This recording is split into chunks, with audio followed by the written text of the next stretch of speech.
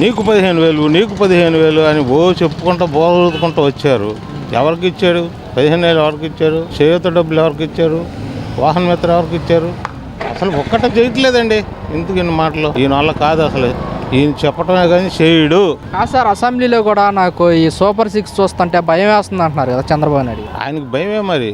చెప్పిన మాటలు నెరవేర్చిన వాడికి అన్ని భయాలే వస్తాయి. నెరవేర్చే దమ్ము ఉండాలి కదా. ఆయనకు ఆ దమ్ము లేదు. అందుకని ఆయనకు భయం వేస్తుంది. భయం వేసినప్పుడు వదిలేయమని ఎందుకు? అయితే కాదండి, ప్రజలు మొత్తం చంద్రబాబు నాయుడు గారి పథకాలు చూసి ఓట్లు వేసారంటారా? ఆయనకు ఓట్లు ఎవరు వేశారండి? ఈవీఎంల మోసంతో గెలిచి ఓట్లు ఎక్కడ వేశారు? ఆయనకి ఓట్లు వేశారా ఏంటి? ఆయనకు ఓట్లు ఎవరు ఇలా ప్రజలందరూ జగన్ వైపే ఉన్నారు. జగన్ పరిపాలన నెంబర్ 1గా ఉంది. మళ్ళీ ఆయనే కావాలని కోరుకుంటున్నారు.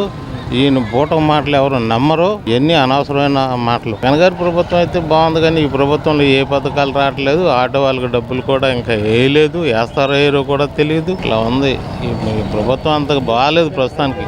అసలు ఇవ్వాల్సిన పథకాలే ఆయన ఇవ్వట్లేదు ఇప్పటి వరకు. మరి అంతా ఖజానా లేదు అనే మాట అంటున్నారు. అది ఎంతవరకు నిజం అనేది పాలకులకే తెలియాలి.